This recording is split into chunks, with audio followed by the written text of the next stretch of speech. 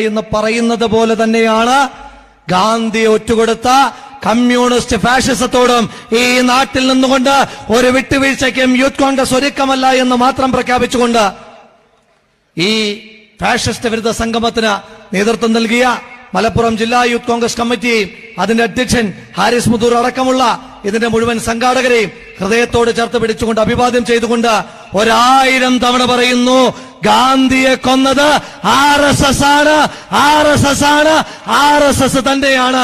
നന്ദി, നമസ്കാരം. ജയ് ഹിന്ദ്, ജയ് യൂത്ത് കോൺഗ്രസ്.